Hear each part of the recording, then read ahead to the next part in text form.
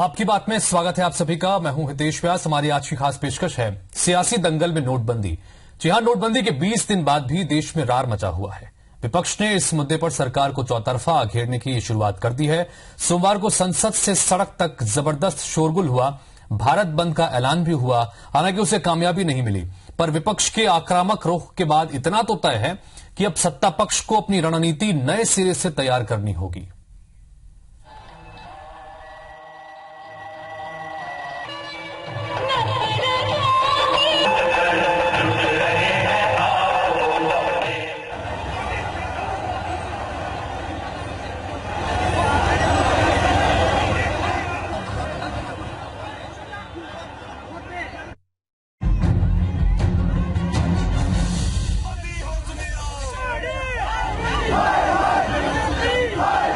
Note पर महाभारत जारी है।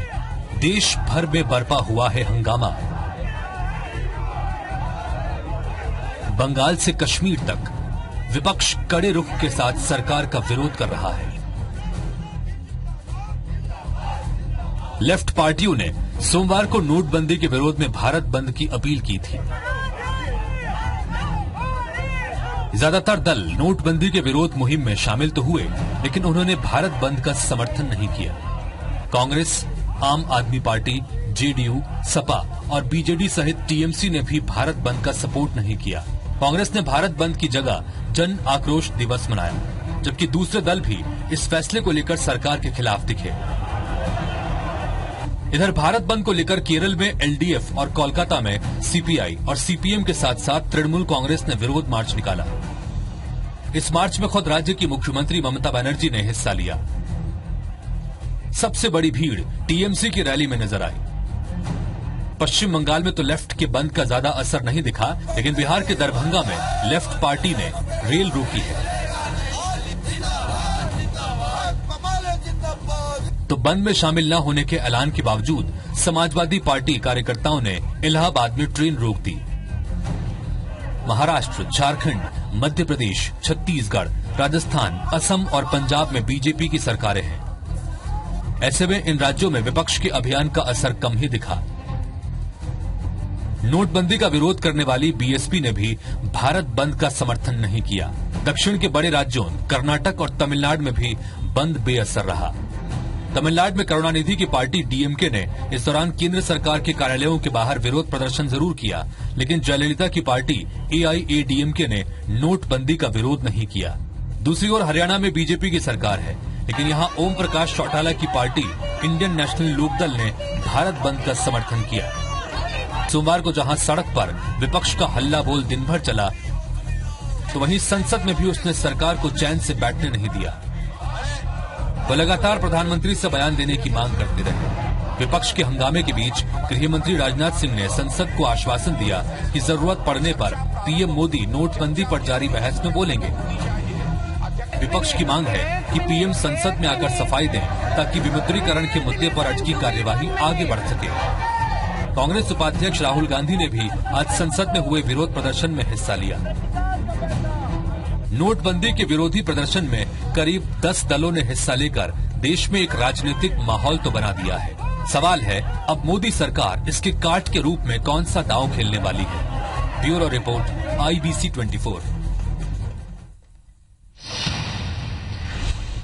तो नोटबंदी का जो ऐतिहासिक फैसला लिया गया था, उस फैसले को लेने के बाद 20 दिन बीत चुके हैं और 20 दिन के बाद अब बैंकों और एटीएम के बाहर जो लंबी लंबी कतारें देखने को मिल रही थी, वो अब धीरे धीरे कम होती जा रही हैं। हालात धीरे धीरे सामान्य हो रहे हैं, लेकिन सियासत लगातार बढ़ती जा रही है। सियासत में बवाल लगातार बढ़ रहा है। सड़क से लेकर संसद तक लगातार हंगामे की स्थिति बनी हुई है। संसद भी प्रभावित है और आज देश भर को भी प्रभावित करने की कोशिश की गई। दिन भर नोटबंदी को लेकर जो बयान आए, उनमें से कुछ अहम बयान आपको हम सुनाते हैं। आज पूरे देश में नोटबंदी के खिलाफ देश की जनता सड़कों पर है। कांग्रेस ने इसे बंद का आह्वान नहीं किया था, क्योंकि बंद तो इस देश को 9 नवंबर से मोदी जी ने किया हुआ है कि नोटबंदी के खिलाफ एक समुचित जन आंदोलन आज विपक्ष के सारे दलों ने, खास तौर से कांग्रेस पार्टी के साथियों ने सभी जिला मुख्यालयों और प्रदेश मुख्यालयों पर खड़ा किया है। दुकानें सब्जियां नहीं बिक पा रही हैं, सब्जियां सड़ रही हैं, फेंकी जा रही हैं, एवरीथिंग। तो पूरा देश को तो बंद कर दिया मोदी जी ने। हम लोग तो अपना गुस्सा जाहिर कर रहे हैं। पूरी की पूरी स्कीम प्रधानमंत्री जी की पूरी तरह से फ्लॉप हो चुकी है, पूरी तरह से फेल हो चुकी है। उनका जिद, उनका अहंकार और उनके स्वार्थ की वजह से उन्होंने पूरे देश को तकलीफ में डाल रखा है और पिछले 20 दिन के अंदर देश कम से कम 10 साल पीछे चला गया है। फैक्ट्रियां बंद है क्योंकि डेली वेजर्स काम नहीं कर सकते। हमारे देश के अंदर जो निर्यात है उन कारोबार सब बंद है क्योंकि वहां पे 32 बिलियन यानी 3.2 करोड़ लोग वहां पे डेली वेजर है जिनको काम नहीं मिल रहा क्योंकि नोट नहीं है। हम सभी लोग चर्चा के लिए पूरी तरह से तैयार हैं। प्रतिपक्ष को भी हम सुनने को इस संबंध में पूरी तरह से तैयार हैं। प्रधानमंत्री के जहां तक आने का प्रश्न है, मैं यह स्पष्ट कर देना चाहता हूं, यदि प्रतिपक्ष चाहता है कि प्रधानमंत्री भी आए तो प्रधानमंत्री जी आएंगे और जहां आवश्यक हुआ पूरे बहस में प्रधानमंत्री जी भी इंटरवेंशन करेंगे। यह मैं प्रतिपक्ष को यकीन दिलाना चाहता हूं। तो जब से संसद का शीत सत्र शुरू हुआ है इस बड़े ऐतिहासिक नोटबंदी के फैसले के बाद, तब से हर दिन नोटबंदी को लेकर दोनों सदनों में हंगामा हो रहा है और कार्यवाही नहीं हो पाती है। पूरी तरह से जो कार्यवाही है वो प्रभावित हो रही है क्योंकि नोटबंदी को लेकर विपक्ष जमकर हमलावर हो रहा है और लगातार मांग की जा रही है कि पीएम सदन में आए, उनकी मौजूदगी में चर्चा की जाए और वो अपनी तरफ से इस मामले में बयान दें, लेकिन ऐसा हो नहीं रहा है और इस वजह से लगातार हंगामे की स्थिति है। तो वहीं संसद के बाहर, सदन के बाहर सड़क की बात करें, आज पूरा विपक्ष एकजुट नजर आया और पहले कुछ पार्टी ने भारत बंद का ऐलान किया था, लेकिन उसके बाद उस मामले पर पार्टियां बटी हुई नजर आई। अधिकतर पार्टी ने भारत बंद का समर्थन नहीं किया, लेकिन आक्रोश दिवस के रूप में आज आक्रोश रैलियां देश भर में निकाली गई। कहीं इसको समर्थन मिला तो कहीं नहीं मिला। लेकिन सबके बीच बड़ा सवाल ये कि नोटबंदी के 20 दिन बाद भी क्यों इसमें सियासत इतनी ज्यादा हावी हो रही है, चूंकि एक ऐसा फैसला है जिससे राष्ट्रहित में माना जा रहा है। पार्टियां खुद मानती हैं, विरोध करने वाली, कि फैसले के हम खिलाफ नहीं हैं, लेकिन उसके बावजूद लगातार अपना विरोध प्रदर्शन किया जा रहा है। इस तरह के हालात आखिर क्यों बने हैं, इस पर बातचीत करने के लिए हमारे साथ में खास मेहमान जुड़ रहे हैं। भोपाल स्टूडियो से मध्य प्रदेश पर्यटन बोर्ड के अध्यक्ष तपन भौमिक और प्रदेश कांग्रेस के उपाध्यक्ष योगेश यादव। आप दोनों का बहुत बहुत स्वागत है। योगेश यादव जी, पहला सवाल मेरा आपसे कि करीब 20 दिन इस फैसले को बीत चुका है। सरकार बार बार ये कह रही है, प्रधानमंत्री बार बार अलग अलग मंचों के जरिए जाके कहते हैं कि मैंने देश से 50 दिन मांगे हैं, 50 दिन मुझे देश दे दे, उसके बाद जो भी समस्याएं हैं उसको हल निकल जाएगा और ये ऐतिहासिक फैसला है, देश हित में फैसला है। आखिर क्या वजह है कि 20 दिन बीत चुके हैं, उसके बावजूद जमकर इस पर सियासत हो रही है, आज आक्रोश रैली भी निकाली पड़ी। क्या आपको लगता है कि वाकई में इस तरह के हालात हैं?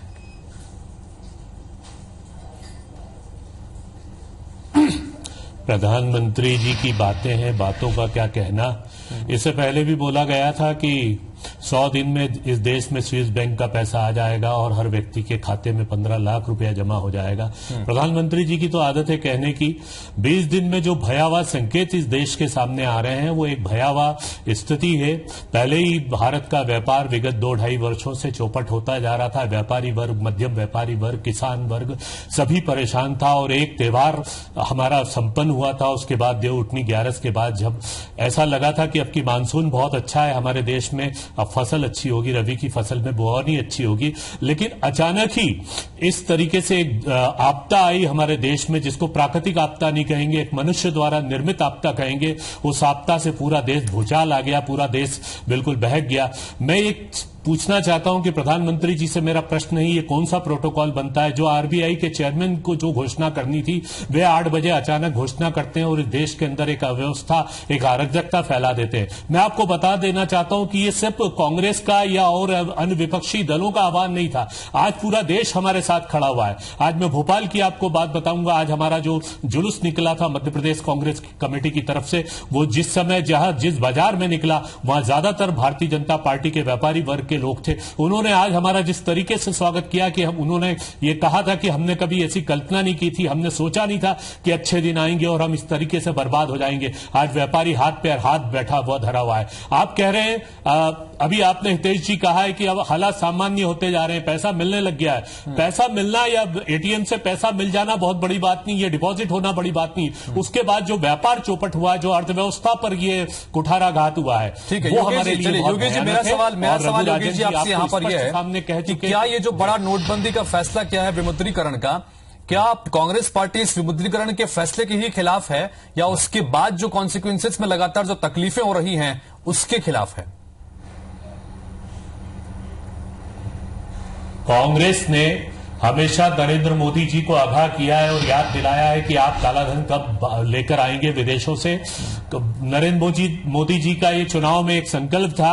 उसके बाद ये बात हमेशा चलती रही। हमने कहा कि हम कालाधन इस देश में उजागर होना चाहिए, लेकिन विदेश से तो कालाधन नहीं आया। पहले देश का जो मध्यम वर्गीय था उसको परेशान कर दिया।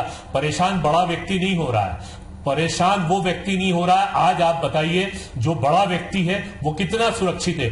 जो कालाधन अरबों खरबों का है वो कितने नोट गंगा में बहाए गए उनकी आप संख्या बता दीजिए, या जो मिला है सब सुनियोजित तरीके से व्यवस्थित कर दिया गया। मरा है आम आदमी जो 2.5 लाख के नीचे का हिसाब किताब उसके अकाउंट में देखा जा रहा है, जो छोटा वर्ग का व्यक्ति किसान उसके अकाउंट को देखा जा रहा है। बैंक में जाने के बाद एक सर्विस क्लास जो अपना नियमित अपना जीवन इस तरीके से बिताता है कि 20 तारीख के बाद उसकी जीवन के अंदर अव्यवस्था शुरू हो जाती है, उसको तो ऐसा भयानक जख्म दिया है कि आज वो तनख्वाह लेने अपनी जा रहा है। ठीक है योगेश जी, चलिए मैं आपकी बात को आगे बढ़ाता हूं। जैसा कि आप बता रहे हैं कि आम लोग बहुत बुरी तरह से इससे प्रभावित हुआ है। मेरा सवाल आपसे यहां पर यह है कि जब भी इस तरह के कोई मुद्दे जो सीधे लोगों को प्रभावित करते हैं उसमें कोई बड़ी पार्टियां मिलकर एक होती हैं और बंद का आह्वान करती हैं, तो कई बार लोग और जो संगठन है, चाहे आप व्यापारियों का जिक्र कर रहे हैं, लोगों की बात कर रहे हैं, किसानों की बात कर रहे हैं, ये स्वस्फूर्त उसमें शामिल होते हैं, उस बंद को समर्थन देते हैं। लेकिन यहां पर स्थितियां उलट थी। यही वजह थी कि आखिरी वर्ग में कभी कमोबेश तमाम पार्टियों ने कहा कि हम बंद नहीं कर रहे हैं, हम सिर्फ एक रैली निकाल रहे हैं, आक्रोश दिवस मना रहे हैं। तो लोगों का समर्थन नहीं मिला है। ये स्वयं स्फूर्त चेतना थी हमारे साथ। आज कांग्रेस की रैली में जनता आई, आप उसका भीड़ देख लीजिए, आप उसकी क्राउड देख लीजिए, कितना बड़ा क्राउड था। और हमने बंद का आह्वान सिर्फ इसलिए नहीं किया था, जनता बंद करने के लिए तैयार थी, लेकिन जो 20 दिन से व्यापारी वर्ग पिट रहा है, जो बाजार पिट रहा है, जहां मक्खियां उड़ रही है, जहां व्यापारी वर्ग का 20 से 30% रह गया है, रेस्टोरेंट का, होटल का, कपड़ा व्यवसाय, बाजार का व्यवसाय, बर्तन व्यवसाय, हम उसको बंद करके और एक दिन मारना चाहते हैं। उनका आक्रोश उनकी आंखों में नजर आ रहा है, वो हमारे साथ चले हैं। आज ये कांग्रेस का आह्वान था, इसके साथ पब्लिक थी। आप देखिए आपके पास होंगे, आप अपने क्लिप्स देखिए, उसमें देखेंगे आप जनता हमारे साथ जा रही है, क्योंकि बंद का आह्वान करना इस बात का समाधान नहीं था। तपन भौमिक साहब 20 दिन पहले ही कर दिया। तपन भौमिक साहब यहाँ पर चूंकि कांग्रेस से कह रही है कि लोग प्रभावित हुए हैं, 20 दिन बीत चुके हैं, चूंकि तरह से पूरी तरह से व्यापारी वर्ग हो या किसान वर्ग हो, गरीब व्यक्ति हो, बुरी तरह से उनकी पूरी जिंदगी जो है वो चरमरा गई है, आर्थिक व्यवस्था चरमरा गई है। आपकी जो जिस तरह से आज आक्रोश रैली निकाली गई पूरे विपक्ष की तरफ से एकजुट होकर, आपकी प्रतिक्रिया क्या है इस पूरे मसले पर? मेरी तो प्रतिक्रिया ये है कि आक्रोश रैली पूर्ण रूप से फेल हो गई। आक्रोश रैली, इन्होंने पहले कहा कि हम दुकानें बंद रखेंगे, व्यापार बंद रखेंगे, लेकिन व्यापार वगैरह कुछ बंद हुआ नहीं और इनके साथ पब्लिक नहीं है। मैं आपको ये भी बता देना चाहता हूं, जिन दलों के पास काला धन ज्यादा है, काले पैसे हैं, करोड़ों की संख्या में, जिनके पास 1000 और 500 के नोट है, नकली नोट है, 2 नंबर के कारोबारी हैं, ये सब दुखी है। और 2 नंबर के कारोबारी को दुखी भारत में रहना ही पड़ेगा, क्योंकि मोदी सरकार है। संपूर्ण देश इस निर्णय के पक्ष में है और उसका जीता जागता उदाहरण जो है, हमारे मध्य प्रदेश में 2 चुनाव हुए, नोटबंदी के बाद हुए। विधानसभा का चुनाव कांग्रेस 46,000 वोट से हारी है। अब बताइए, आप उसके बाद भी कह रहे हैं कि जनता हमारे साथ है। ये तो कांग्रेसियों ने कौन सा बैरोमीटर से, कौन से नाप से अपना जनाधार नापते हैं। आज भोपाल में भी था, पूरे भोपाल में जगह जगह पहले ही कल रात को बोर्ड लगे कि हम इस बंद के साथ नहीं है। व्यापारियों ने कहा हम नोटबंदी का समर्थन करते हैं। इससे घबरा करके और हमारे भाइयों ने अचानक निर्णय लिया कि नहीं साहब, लेकिन अधिकतर बातें विपक्षी पार्टियों की तरफ से भी कहा जा रहा है कि नोटबंदी का जो बड़ा फैसला है, हम उस फैसले का समर्थन करते हैं, चूंकि ये भ्रष्टाचार मिटाने की दिशा में, काले धन की मिटाने की दिशा में जो इसको कहा जा रहा है कि ये बड़ा फैसला है, लेकिन इसको लेकर जो तैयारियां होनी चाहिए थी वो तैयारियां नहीं थी, इस वजह से लोगों को दिक्कतें हुई। इस बात को आप मानते हैं? हितेश जी, ये क्या है, ये विपक्ष जो है धीरे धीरे लाइन में आ रहा है। पहले इन्होंने नोटबंदी का विरोध किया, फिर उससे आने वाली समस्याओं का विरोध किया। इस प्रकार से धीरे धीरे, और आज एक चीज मेरे भाई अभी योगेश जी ने बताया कि 20 दिन से धंधा चौपट है। मैं चूंकि मध्य प्रदेश राज्य पर्यटन विकास निगम के चेयरमैन होने के कारण काफी हमारे कॉरपोरेशन के द्वारा 82 होटल मोटल और साथ में रिसोर्ट चलाए जाते हैं। उसमें हमें कोई फर्क नहीं पड़ा। आप अभी न्यू मार्केट पलाश होटल में चले जाइए, पूरे होटल पूरा है, मेले लगे हुए हैं, मेले में खूब लोग घूम रहे हैं, झूले से लेकर के खा पी रहे हैं, आनंद में है सब लोग। साहब, आपकी ही पार्टी के जो मंत्री हैं, प्रदेश के मंत्री के पक्ष में, वित्त मंत्री, उनकी तरफ से ये बयान कल ही हम लोगों ने चलाया कि इस फैसले के बाद में कई ऐसे विभाग हैं जिनके राजस्व में कमी हुई है। कई ऐसे विभागों का उन्होंने जिक्र किया था कि जिसमें उसके राजस्व की कमी हुई, तो कहीं ना कहीं फैसले का असर इन विभागों पर पड़ा है। बहरहाल मैं आप दोनों से बातचीत करता रहूंगा कि ये जो बड़ा फैसला है, इस पर क्या अब सियासत हो रही है, क्या विपक्षी पार्टियां एकजुट होकर अब प्रेशर पॉलिटिक्स कर रही हैं, इस पर बातचीत करने की कोशिश करेंगे। एक छोटे से ब्रेक के लिए रुक रहे हैं, ब्रेक के बाद चल लौटते हैं।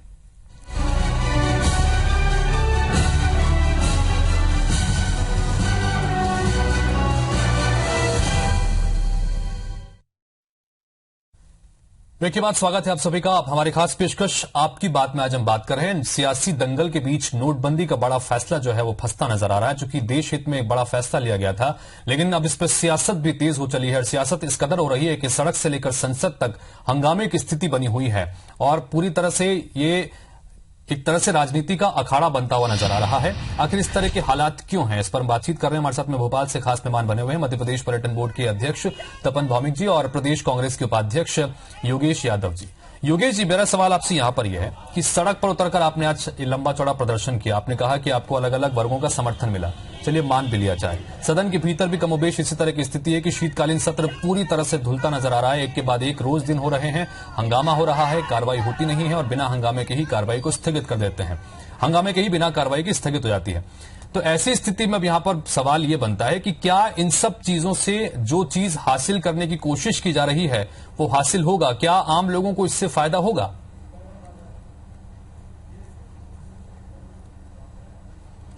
देखिए, हम भारतीय राजनीति में, प्रजातंत्र में राजनीतिक शुचिता की बात कर रहे हैं और वो इसलिए कर रहे हैं कि आप राजनीतिक शुचिता रखिए, पवित्रता रखिए। आप किस ढंग के निर्णय ले रहे हैं? आप अतिवाद, अधिनायकवाद, इसकी राजनीति के शिकार हो गए कि नहीं? नरेंद्र मोदी जी से मैं पूछना चाहता था कि आपकी अधिनायकवाद राजनीति है कि नहीं? पहले आपके आंतरिक मसले थे, भारतीय जनता पार्टी के आंतरिक मसले थे, पहले आप आंतरिक रूप से भारतीय जनता पार्टी में अधिनायकवादी हो गए, अब आपने वही प्रणाली पूरे देश पर सौंप दी। आप ये बताइए कि आप यदि बंद करना चाह रहे थे नोट को, उससे पहले आपने गरीबों की वो व्यवस्था क्यों नहीं की? ये आप बताइए कि एटीएम में 100 रुपए के नोट 2 माह पहले से गायब कैसे हो गए? ये कहीं ना कहीं से सुनियोजित षड्यंत्र था और इस षड्यंत्र के तहत किया गया। एटीएम से 100 रुपए के नोट गायब थे। अच्छा, दूसरी बात है, हम यदि मोरारजी भाई देसाई की सरकार की बात करें जिन्होंने 1000 रुपए का नोट बंद किया था काले धन का, आप काले धन को बंद करना चाह रहे थे तो फिर आपने 2000 का नोट क्यों भेजा? आपने 2000 का नोट काले धन को रोकने के लिए आपको करना था, तो आपने ये नोट क्यों भेजा? दूसरी बात, आपके हर निर्णय हम 2 घंटे बाद, 5 घंटे बाद परिवर्तित क्यों हो रहे? कभी आप आरबीआई को दूसरा निर्देश देते हैं, कभी बैंक को आप दूसरा नोटिफिकेशन देते हैं, आपकी रोज अधिसूचनाएं जा रही है, आपका बैंकों से भी तालमेल नहीं बैठ रहा है, बैंक के आपकी जो भी बातें हैं, जो भी हाथ ऊपर उठा हैं, वो वाकई में वाजिब सवाल यह है। सदन में उस पर चर्चा हो सकती है। सत्ता पक्ष लगातार कह रहा है कि हम सत्ता पे संसद के भीतर चर्चा को तैयार हैं, लेकिन विपक्ष चर्चा से भाग रहा है, ऐसा हो क्यों रहा है? हम बिल्कुल हम कह रहे हैं तो प्रधानमंत्री जी क्यों नहीं आ रहे? हमारा यही प्रश्न है, राहुल जी से लेकर हमारे संपूर्ण कांग्रेस का यह प्रश्न है कि नरेंद्र मोदी जी संसद की चर्चा से क्यों बच रहे हैं? वो बाहर बड़ी बड़ी बातें कर रहे हैं, कभी रो रहे हैं, कभी हंस रहे हैं। संसद में आइए, आप विपक्ष लगातार सदन के भीतर यही मांग कर रहा है कि प्रधानमंत्री की मौजूदगी में सदन में चर्चा कराई जाए और उसके बाद प्रधानमंत्री जी उस चर्चा को सुनने के बाद में अपना जवाब पेश करें। तो इसमें आपत्ति क्या है? क्योंकि ये सवाल अगर उठाया जा रहा है कि चूंकि देश के अलग अलग जगह पर जाकर प्रधानमंत्री जी अपनी बात रख रहे हैं नोटबंदी को लेकर, तो सदन के भीतर आखिर क्यों नहीं रख रहे हैं? क्या कहेंगे इस पर? ये सवाल जी हितेश जी, ये सवाल तो आज ये कर रहे हैं। वास्तव में मैं आपको ईमानदारी वाली बात बताना चाहता हूं। अभी योगेश जी ने कहा कि 2000 के नोट और 500 के नोट बंद किए, तो नए नोट क्यों लाए? ये इसलिए लाए कि डंप किए हुए जो काला धन है, कमरों में भरे पड़े हैं, जिनके पास पैसा, मायावती हो, चाहे वो मुलायम सिंह हो, चाहे वो कांग्रेस हो, चाहे वो ममता बनर्जी हो, इनको चुनाव के लिए और अन्यत्र जो पैसे इकट्ठे करते हैं इन पे लग गया प्रतिबंध। इन पे प्रतिबंध लग गया तो निश्चित रूप से आपने जो एक प्रश्न किया योगेश जी से, बहुत अच्छी बात है कि भाई आप लोकसभा को चलने दीजिए, वहां पे बातचीत करिए, इसका आप क्या करना चाहते हैं। कुल मिला के ये चाहते हैं विपक्ष की मांगे कि प्रधानमंत्री सदन में आए और चर्चा में शामिल हो और जवाब दें, इसमें क्या आपत्ति है? वो चलने लगे। हाँ, राजनाथ सिंह जी ने उस संबंध में अभी आज ही बयान जारी किया है, तो वो तो संसद की बात है, संसद में और प्रधानमंत्री जी आएंगे, बयान देंगे, क्या देंगे, ठीक है, वो अलग बात है। किंतु ये आज जो बंद का जो इन्होंने आह्वान किया, इसके लिए जो वास्तव में आज डिबेट आपने रखा कि संपूर्ण देश इस नोटबंदी से और खासकर गरीब, दुखी, शोषित, पीड़ित सारे लोग खुश हैं। उनके पास पैसा नहीं है, 2 नंबर का पैसा नहीं है। एक व्यक्ति जिसके 3-3 शहरों में बड़े-बड़े मकान हैं, मेरे पास माफ कीजिए समय की कमी है, मेरे पास समय की कमी है, यानी कि सत्ता पक्ष और विपक्ष दोनों को हम यहाँ पर सुन रहे हैं और यहाँ पर नहीं सुन रहे हैं, हम सड़क से लेकर संसद तक लगातार सुन रहे हैं, अपनी अपनी दलीलें दोनों की तरफ हैं, लेकिन 20 दिन बीत चुके हैं, कोई हल जो है मोटा नजर आता नहीं है। चूंकि देश हित में एक बड़ा फैसला लिया गया था, कमोबेश इस फैसले के विरोध में पूरा विपक्ष एकजुट हो गया है, 10 पार्टियां एकजुट हुई हैं। अब देखना है कि आने वाले समय में मोदी सरकार इसके रूप में, इसके काट के रूप में क्या कोई और चाल चलता है, कोई और रणनीति निकल के सामने आती है। और सबसे बड़ी बात है कि लगातार इस विषय को लेकर संसद प्रभावित हो रहा है, क्या वहां पर कोई चर्चा की और सकारात्मक बात निकलने की उम्मीद बनती है, इस पर भी हमारी नजर रहेगी। आप दोनों स्टूडियो में चर्चा में शामिल हुए, इसलिए आप दोनों का बहुत बहुत शुक्रिया। इसी के साथ फिलहाल इस बुलेटिन में इतना ही। नमस्कार।